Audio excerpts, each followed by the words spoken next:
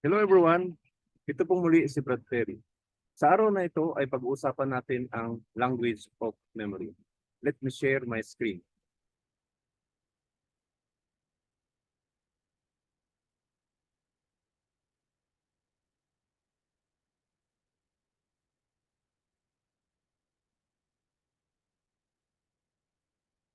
Okay, sa topic natin ngayon mga kapatid na language of memory ay malalaman ninyo kung paano ang best na paraan upang tayo ay makapag-memorize. Alam niyo ba mga kapatid na tayo bilang mga tao ay madaling makapag-memorize sa pamamagitan ng mental pictures or mental images? Opo, dahil yon ang natural na function ng ating brain.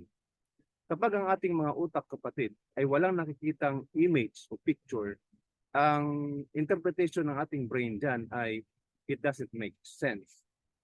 So, kapag tayo ay nagme-memorize, kailangan natin ang mental image using our imagination. So, ang first essential element ng language of memory ay ang imagination. At ayon pa kay Albert Einstein mga kapatid, ang imagination is more important than knowledge. Bakit po kaya nasabi ni Albert Einstein ang ganon?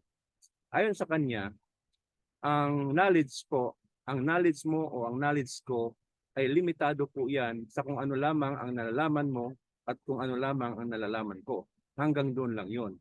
Pero ang imagination po kapatid ay limitless. It covers the whole world. Ganun po yun. So napakalawak, napaka-powerful po ng imagination. So, ating tandaan na ang number one ingredient ng language of memory is imagination. Ano naman ang kasunod? Ang second po na essential element ay ang association. Ang association kapatid, ito po yung pag-uugnay o pagbibigay mo ng linkage or paglalagay mo ng connection sa dalawang bagay upang ito ay ma-memorize. So, meron po tayong dalawang essential elements sa ating language of memory. At yan ang image and association. Ngayon, yung image and association na yan kapatid ay i-maximize po natin. At para ma-maximize yan, kailangan nating lagyan niya ng memory template. At meron tayong memory template para dyan. Ang ating memory template kapatid ay merong acronym na PLAP. P stands for pay attention or kailangan mo mag-focus o kailangan mo mag-concentrate kapag ikaw ay nag-memorize. Next, yung imagination na nabanggit ko na nga kanina na napaka-powerful at yung imagination kapatid ay kaya po yan ng lahat ng tao. It is even a child's play. Kahit po bata ay parang naglalaro pa lang yan. So next is location. Sa location po kapatid, kailangan yan upang ma-organize natin ang ating filing system. Kasi para lang yan, kunyari, meron kang daladalang bagay at pumasok ka sa bahay mo pagkatapos yung bagay na yon ay bigla mong ibinalipag. Kapag iyo pong ni-retrieve yung bagay na yon ay mahirapan ka pong i-retrieve kasi hindi mo alam kung saan napunta yung bagay na yon. Whereas, kung meron kang jacket at alam mo naman na nilagay mo sa location na yon na kunyari sa likod ng iyong pintuan, kapag gusto mong kunin ulit ang jacket na yon, ay alam mo ang location nasa likod ng pintuan mo. So ganyan po yung analogy niyan sa ating location. Next is association at nabanggit ko po, yan po yung pag-uugnay o pagbibigay ng linkage o lalagay natin ng connection sa two objects. Now, kung nagawa na natin lahat yan, kailangan po natin itong last P, itong practice. O pwede rin kasi ay letter R yan para maging pillar siya. Depende sa inyo. Ang importante, practice, review, magkatulad po yan. Ang gagawin natin, magkatulad sila ng meaning, ang gagawin natin, i-review natin, i-practice natin sa ating sarili, at balikan natin yung ating ginawang connections kung yun po ba ay merong weak connections, merong walang connection, upang sa ganun, kapag nangyari ang ganun at nakita natin yon, kailangan i-reinforce mo siya para sa ganun, wala na tayong magiging gap. Kapag nagawa natin yan, base dito sa ating memory template, sigurado po yan na na-memorize natin.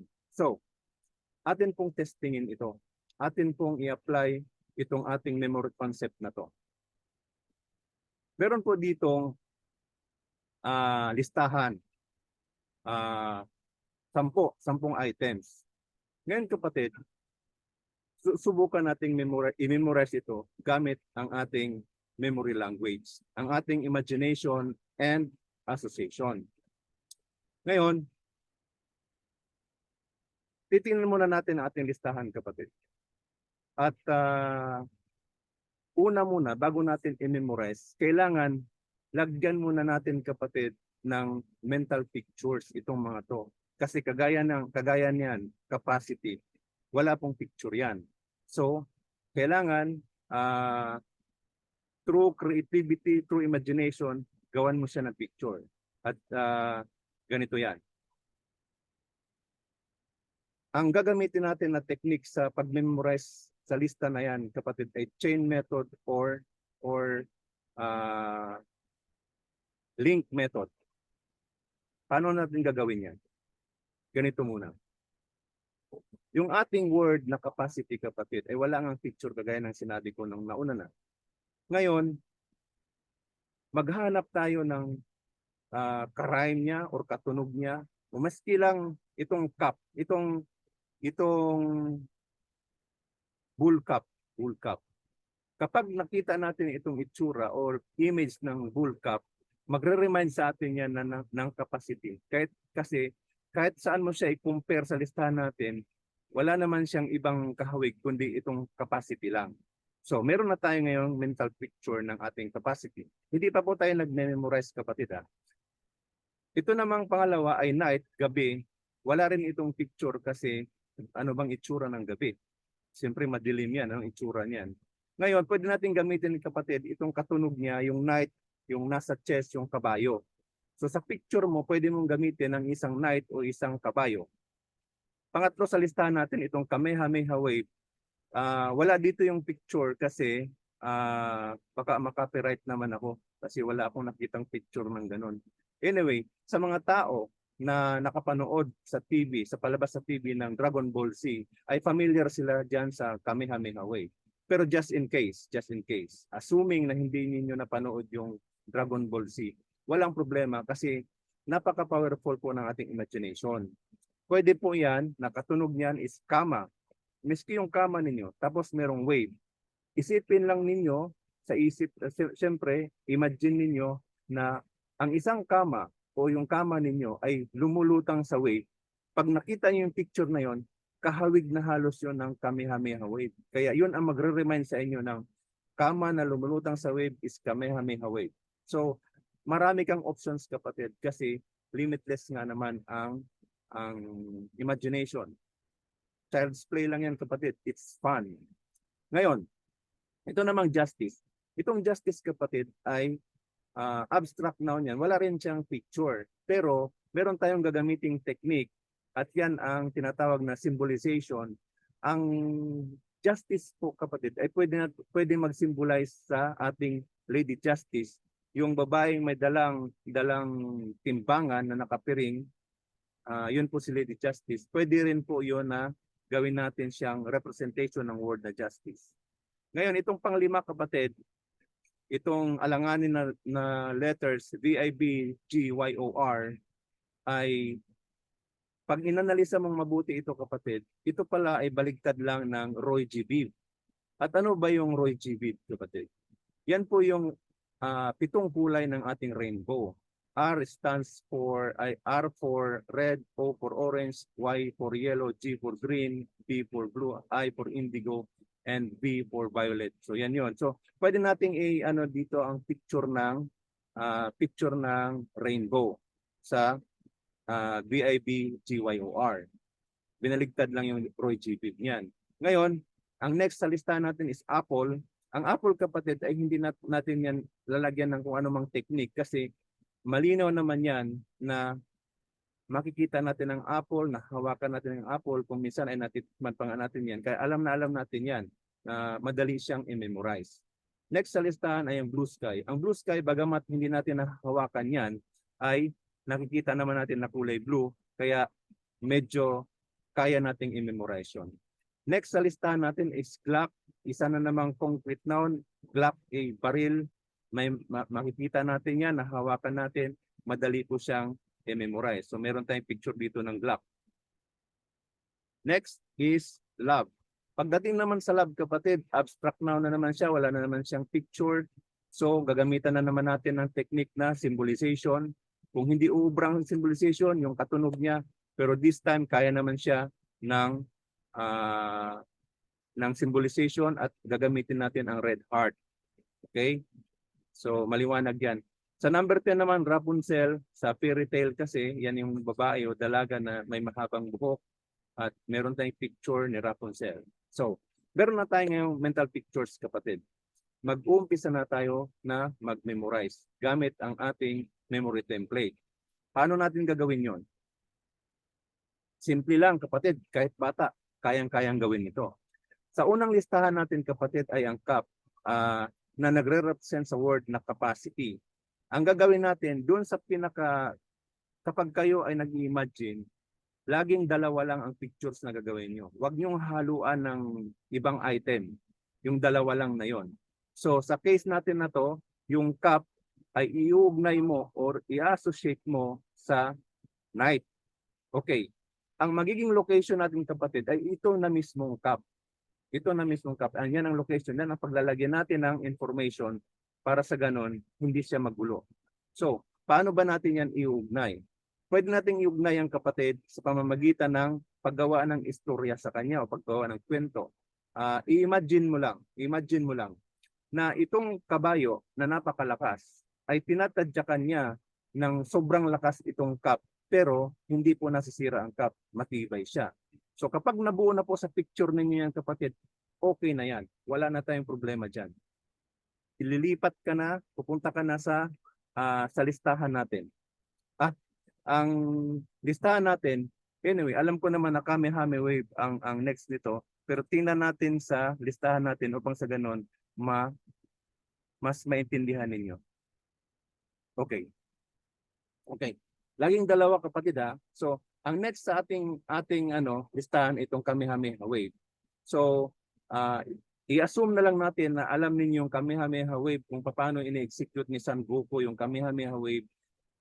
I-picture mo diyan sa monitor mo, kapatid, na dalawang bagay lang, isang kabayo at isang Kamehameha Wave. Tinitira ni Son Goku yung kabayo ng kanyang Kamehameha Wave at tumalsik ang kabayo. Ganyan lang po ang picture. Kapag malinaw po sa picture ninyo yan, siguraduhin nyo lang na malinaw, sure na yun, kapatid, na memorize mo na, ganun kabilis lang. Maaring kapag nagsasalita ako, mabagal siya dahil mas mabagal siyempre ang salita kaysa pag-iisip. Okay. Kung malinaw na yung picture na yon, na tinira na ni Son Goku ng Kamehameha Wave niya si itong Knight, okay na yon. Lipat ka na ngayon sa connection ng Kamehameha Wave at saka Justice. Paano natin yan gawa ng istorya? Medyo ridiculous ang gawin nating istorya para mas ma-retain natin. Halimbawa, si Son Goku, panay ang execution niya ng Kamehameha Wave at habang ginagawa niya in all directions yung Kamehameha Wave ay nakatayo pala siya doon sa dalawang plato ng timbangan ng Lady Justice. So kung nakita niyo po yung picture na yan, kapatid, okay na yon. Basta malinaw na malinaw siya, okay na yon. Na-memorize mo na yon. Ganun lang kabilis yon. So next natin ay yung rainbow. Ngayon, paano mo naman i-associate? Dalawa lang ulit na picture, kapatid. Isang justice at isang rainbow, ganun lang ang gagawin mo. So, ang suggestion ko, yung dala-dalang timbangan ng Lady Justice, imbis na metal po yung nakapunit doon sa dalawang plato na sa timbangan na yon, ay isipin mo na yung rainbow ang nakakonect. Kaya sa magkabilang dulo ng rainbow ay yung timbangan, yung plato. So, kapag na-picture nyo na po yan, okay na, kapatid. Sure na ako, na-memorize mo yan, lipat na tayo. So, ito na namang rainbow at saka apple. Ano ang ating picture niyan? Ngayon, simple lang din. Subukan mo kapatid na i-picture ang ganito. Yung rainbow, nanggagaling doon ang napakaraming apple, green apples. Sabihin na lang natin na millions na apples ang galing doon at nalaglagan sila lahat. Naglaglagan sila lahat. Parang umulan ng apple galing sa rainbow. Ganun po ang picture niyo. Kapag malinaw na sa inyo yung picture na yan, okay na yun. Na-memorize mo na yun. Sure ako dyan. Ngayon, after ng apple is blue sky. So, i-connect mo na naman, dalawa ulit, apple saka blue sky. Paano gagawin yun? Pwede kang gumamit, kapatid, ng technique na exaggeration. Pwede mong i-exaggerate, lakihan mo ng todo yung apple hanggang kasing laki ng building o kasing laki ng barko, mas malaki pa. Pagkatapos, itong apple na yan ay humagis o tumalsik papunta doon sa blue sky, at nung pumunta siya sa blue sky ay naging ulap siya na kulay green na ang binubuo siya ng mga apples na malalaki. So yan po ang picture ninyo sa blue sky at saka sa apple. After niyan, blue sky naman sa kaglap. Isipin mo kapatid, imagine mo mabuti, kailangan colored talaga siya. Doon sa blue sky, lumabas ang napakalaking glock na baril. Pagkatapos, biglang pumutok yung baril na yon na glock at papunta sa iyo, ang direksyon ng putok ay papunta sa iyo, kaya medyo kinakabahan ka. Pagkatapos, sa sobrang lakas ng putok, kasing lakas, kasi mas maaring isipin mo na mas mahigit pa sa kulog ang lakas ng putok na yon, kaya nagulat ka. Ganun ang picture mo sa ating glock at saka blue sky. Pag na-picture mo na yan kapatid, okay na yon. Lipat ka na. Glock at saka ito na namang ating heart. Paano mo yan gagawin? Pwede mong isipin kapatid, kasi baril nga yung glock, meron yan tinatawag na rear sight dito sa may bandang likod niya, yung malapit sa mukha mo kapag ikaw ay nagsasight. In layman's term, pinapaliwanag ko po para mas madaling maintindihan. Yun po doon sa rear sight niya, kasi yung sa dulo niyan, yan ang front sight. Gawin mo po, isipin mo na yung heart ang kanyang rear sight. Mismo yung heart ang kanyang rear sight. Pagkatapos, merong parang laser beam, parang beam na hugis puso din at tumatama yun doon sa target mo. Ganon, kulay pula na tumatama. At alam mong bullseye yun kasi yung mismong rear sight mo ay tumatama doon sa target mo. So kung malinaw sa picture na yan, ayos na yan kapatid. Okay na yun, na-memorize mo na yun. Next natin sa ating listahan ay si Rapunzel. Lagyan natin ng connection yung heart at saka si Rapunzel. Ang suggestion ko, pwede mong i-picture. Sa kwento mo, ganito. Yumayakap si Rapunzel sa isang napakalaking red heart. So, ganun po. Kapag na-picture mo na yon, ayos na yun kapatid, na-memorize mo na yon. Ngayon, isa pang technique na dapat natin gawin sa ganitong uri ng listahan ay kailangan gawin natin ang loop. Paano natin gagawin yon? Last na kasi itong si Rapunzel, pero ang gagawin mo kapatid, i-associate mo rin yung capacity para magkaroon siya ng loop para walang tigil yung kanyang connection. Hindi napuputol. So, sa puntong ito, pwede mong isipin na itong si Rapunzel ay isinusuot niya yung cap. Or pwede rin naman, kasi subjective naman yung imagination, nasa iyo kung ano ang mas gusto mo. Kasi kapag ikaw ang gumawa ng connection kapatid, ikaw ang gumawa ng mental image, mas mag-stick yan sa isip mo. So suggestion ko lang naman ito. Kunyari, mahaba kasi masyado yung buhok ni Rapunzel, tinatalian niya ng buhok niya itong cap dahil gusto niyang sa pamamagitan ng cap na yon ay humakbang doon yung kanyang prinsipe na gusto niyang umakyat sa torre, dahil si Rapunzel kasi ayon sa kwento ay nakatira yan sa torre doon sa nanay-nanayan niya na sorceress. So ginagamit ang buhok para mag-akyat baba. So gagamitin niya yung sombrero, itatali niya sa imagination lang ha, sa imagination. Ganun po para magkaroon ng connection ang Rapunzel at ang Cap. Kapag nagawa mo na yun kapatid, ayos na yun. Na-memorize mo na yun. Ngayon, naalala nyo marahil na meron tayong memory template. At ang last doon sa ating template na yun ay yung letter P, yung practice o yung review. So, re-reviewin natin yun kapatid. Re-reviewin natin.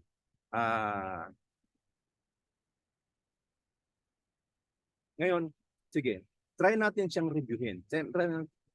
umpisa natin sa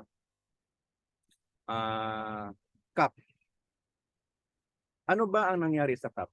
Di ba yung cup, kapatid, ay tinadyakan ng kabayo? So solve na tayo sa picture natin.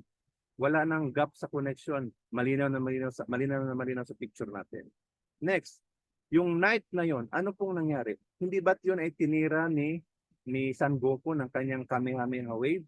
So malinaw ulit ang picture natin nung mag-review tayo. Next tayo. Ano bang nangyari doon sa Kamehameha Wave ni Son Goku? Si Son Goku pala ay nakatayo doon sa dalawang plato ng Lady Justice. Diba? Ganun ang picture natin. So malinaw ulit ang picture natin. Okay na yon. Ngayon, ang Lady Justice naman, ano bang nangyari sa Lady Justice na yun? Yung kanyang palang timbangan ay ang nakakonect hindi metal doon sa plato, kundi rainbow.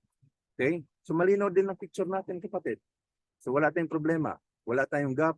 Wala tayong dapat i-reinforce kasi alam naman natin na yun pa rin ang kanyang connection. Malinaw sa picture natin, sa mental image natin.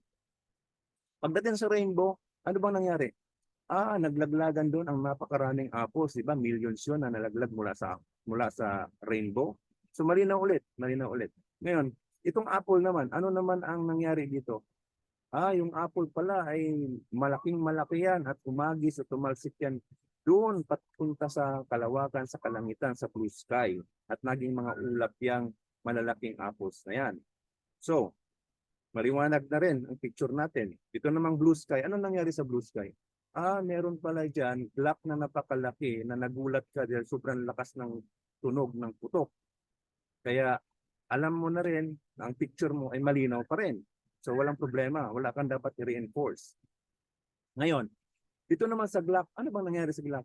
Yung rear sight ng Glock, yung palang rear sight ng Glock ay heart siya at merong parang laser beam na tumatama doon yung heart doon sa target mismo mula dito sa iyong rear sight. So malinaw pa rin ang picture mo. Okay. Next sa heart, anong kasunod? Ano bang nangyari sa heart na yan? Itong heart pala nito ay niyakap ng mahigpit ni Rapunzel. So, buo pa rin ang picture mo. Walang gap kahit kunti. Pagkatapos, dahil niloop nga natin siya, ano bang ginawa ni Rapunzel? Si Rapunzel pala ay itinali yung cup. So, pag atin na namang i-picture ang cup kung anong sumunod na nangyari, babalik na naman tayo. So, nag-loop siya. Pero napansin natin during review or during practice, wala pong weak na connection. Napaka-strong po ng connection kasi re-recall natin siya. So, hindi natin titingnan yung listahan natin, subukan natin dahil malinaw naman ang ating picture. Okay, ano ba yung first sa connection natin? Di ba cap? Ano yon? Capacity. Okay.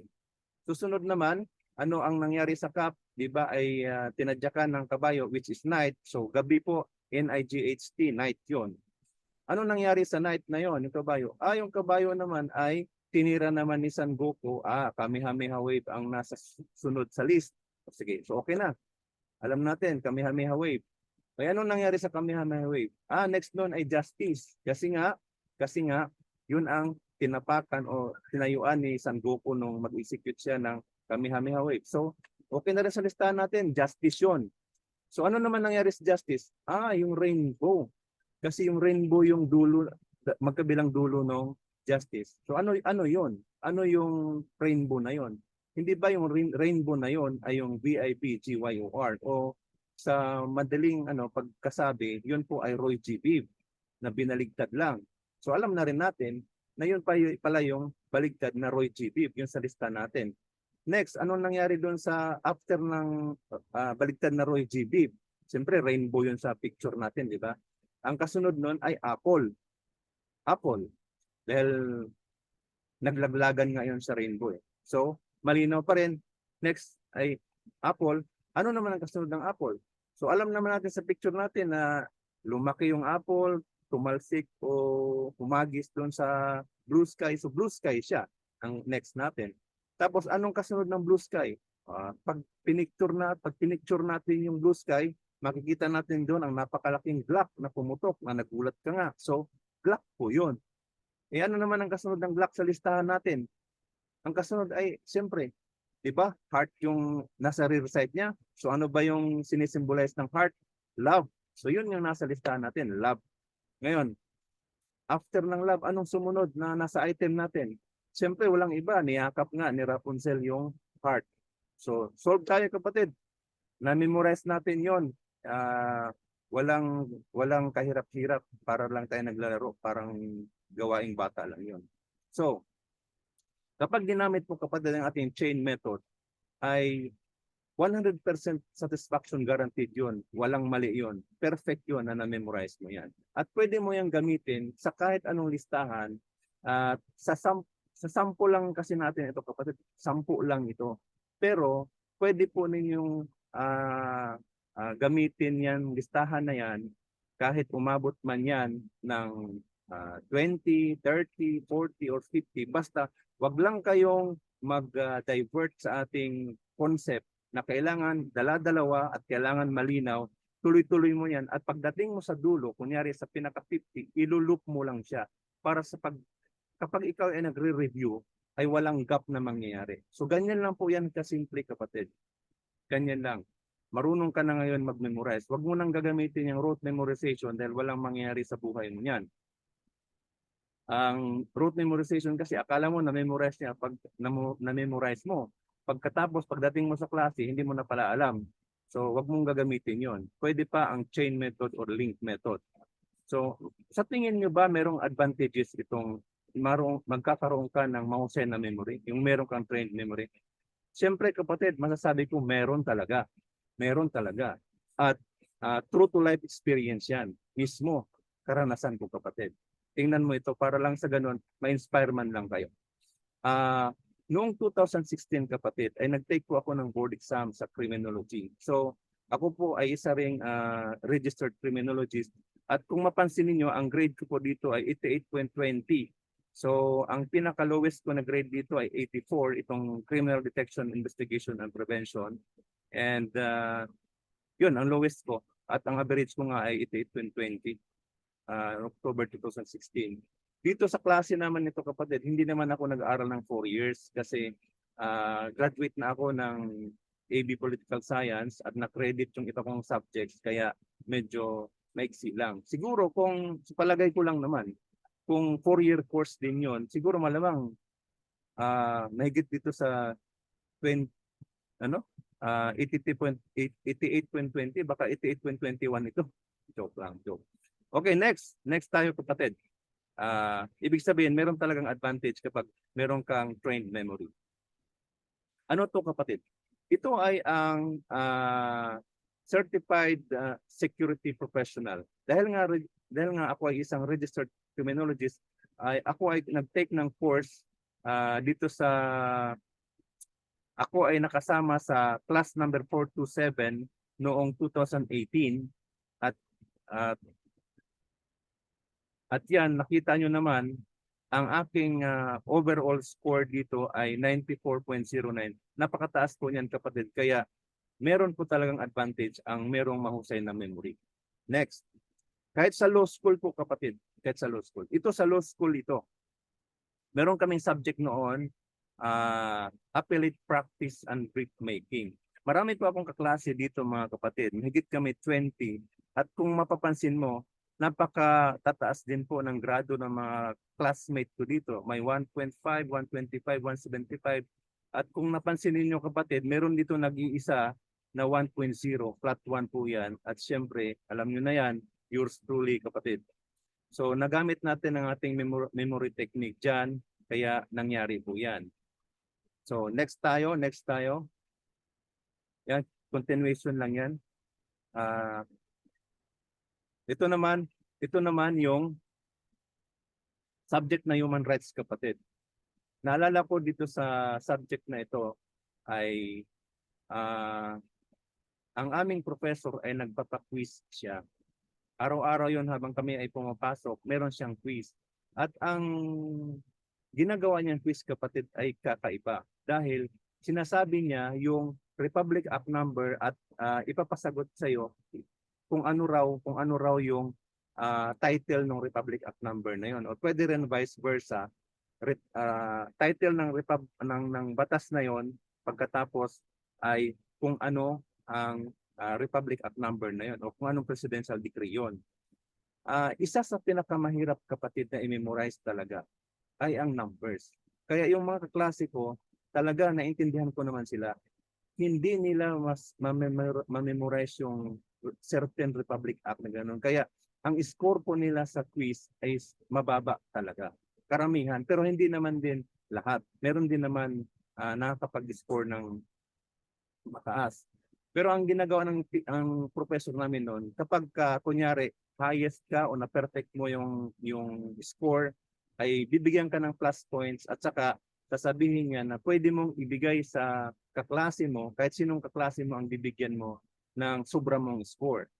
At ako naman, naalala ko mga 3 beses yon na ako ang highest, minsan perfect. At ibinibigay ko yung score ko doon sa, yung sobra lang ha, ibinibigay ko doon sa mababa ang score para sa ganun pumasa man lang yung classmate ko. Pero naisip-isip ko, tama rin naman yung ginawa ko kasi kahit nagbigay ako ng sobra kong grades, ay ako pa rin naman ang highest. Kung napapansin niyo dito kapatid, 99 ang grade ko niyan, that is equivalent to flat 1. At ako lang po yung may ganyong grado siyempre. So, okay lang yung ginawa ko. Natulungan ko yung kaklase ko at hindi naman ako nawalan. So, maganda rin po yung meron kang mahusay na memory. So, may advantage po talaga siya. Ngayon, ito naman kapatid ay sa conflict of laws. Sa law school kasi kapatid, merong association, merong Association of Law School in the Philippines, Association of Law School of the Philippines, at lahat ng mga law schools, lalo na sa NCR, ay nagpa-participate doon. At sa isang event ng conflict of laws ay mapalad po na nakasama din po ako noon sa chess tournament. So, kalaban ko diyan ang iba-ibang law school, merong Philippine Law School, merong LaSalle, merong San Sebastian, merong San Beda, merong Ateneo, at merong PLM. Marami po, marami. Halos mga 20 participants po na sumali sa tournament na 'yon. At yung iba po, kung mapapansin niyo sa record, ay mga rated player po sila. Meron dito may rating na 1753, merong 1796, merong 1721. So rated player po sila ng chess. Pero kung mapansin niyo kapatid, ang nakakuha po ng gold medal, itong gold ay ang school ng Universidad de Manila. At syempre, ang representative po niyan, yours truly kapatid. Gold po ang nakuha niyan during, kailan ba nangyari yan? 2019 po yan. Sunday po yan ginanap at mapalad tayo na tayo po ang nag-champion dyan. So yan ay dahil sa ating pagkakaroon ng trained memory. So may advantages po talaga kapatid. Hindi lamang yan, napakarami pa pong instances. Kasi lalo na sa law school, ugali ko talaga kapag nagre-recite ako, hindi ako tumitingin ng notes talaga. Siguro bihira lang yon, mga nasa mga 85 to 95% na hindi talaga ako nag-notes. Bihirang-bihira lang yon. Alam niya ng mga classmate ko. Alam niya ng classmate ko. So, naalala ko nga sa statutory construction namin noong araw, yung professor namin, meron siyang daladalang laptop, tapos habang nagre-recite yung mga estudyante niya, binabasa niya sa laptop niya yung mga kaso kasi marami yun eh. So, may mga kaso kaming nire-recite. Siyempre, pwede namang meron kang index card. Pero ako, hindi ako nag-index card. Ngayon, nung ako na ang magre-recite, naalala ko, yung prof namin, tumitingin siya sa laptop, tapos biglang tumitingin sa akin. Siguro iniisip niya kung meron ba akong notes na hawak. Wala naman akong hawak na notes. At maya-maya, nung matapos kong i-recite yun, bigla siyang hindi umimik. Kasi, alam niya kasi, na yung nakikita niya sa laptop, at saka yung sinasabi ko, iisa. Parehas na parehas lang. Kaya hindi na siya nagtanong, tumawag na siya ng ibang estudyante. Tapos naalala ko pa, nung panahon na yon, yun yung kasikatan ng runner na mabilis. Yung ang pangalan ay Kipchoge. Sa exam namin, akalain mong ginawa niyang bonus question yon. At siyempre, ako lang din nakasagot sa bonus question na yon. Kasi naintindihan ko naman dahil yung name na Kipchoge ay hindi po common yan. Mahirap po siyang i-memorize din siyempre. Kaya nagkataon na ganun yun. So marami pa po akong experiences kapatid na nagagamit ko yung memorization na concept na ito. Napaka-effective po nitong chain method kapatid o link method. So sigurado po kapag ginamit niyo ito kapatid ay magiging mahusay ka sa pag-memorize. Ang kaibahan lang po nito sa ibang memory concept kapatid ay ganito. Ganito. Halimbawa, mayroong tanong na ano po ba ang pang-apat sa listahan? Kaya pong sagutin yan kapatid ng chain method o link method.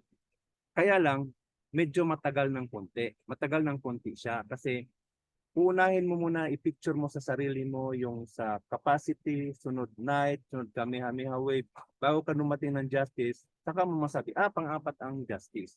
Pero may technique din po, may memory technique din po na automatic po siya.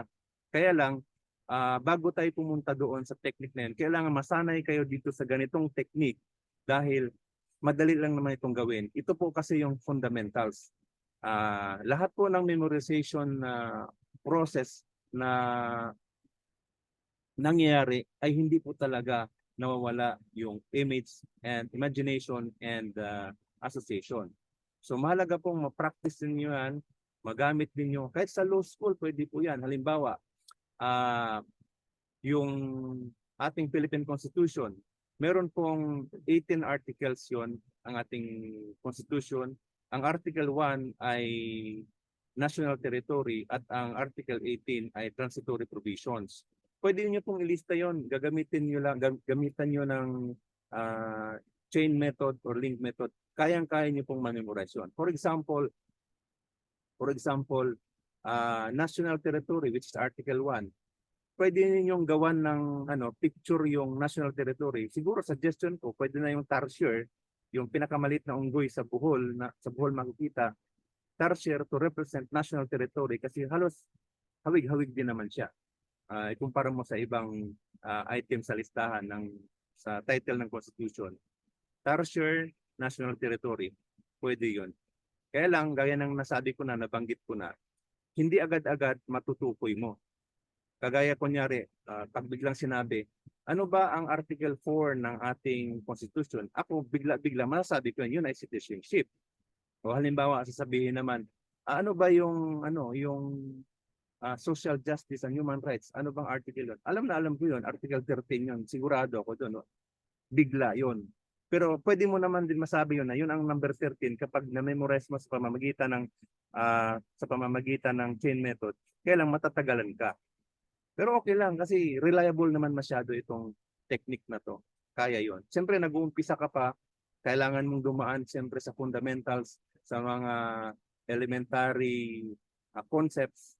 So okay lang po yon para ma-develop ka, para magkaroon ka ng muscle sa memory, para magkaroon ka later ng trained memory. So, kunyari, di ba, national territory. Ang next kasi yan, yung Article 2, ay yung Declaration of Principles and State Policies. Mahaba masyado. Kung titinan mo kapatid, mahaba masyado yung Declaration of Principles and State Policies. So, paano mong gagawin ngayon ito? Pwede mong hatiin muna siya. Paano mong hatiin? Okay. Ito lang muna.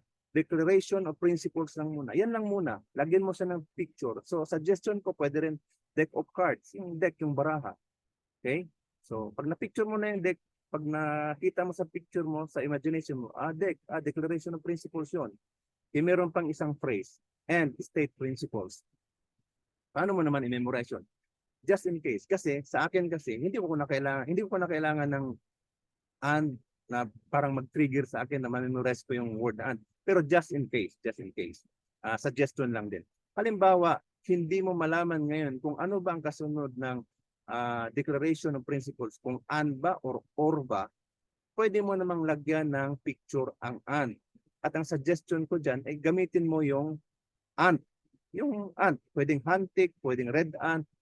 Yan, pwede mong i-picture yan na doon sa deck of cards mo, ginagapangan yun ng maraming ant, exaggerate mo, para klaro talaga sa picture mo na after ng Declaration of Principles, and ang word na kasunod.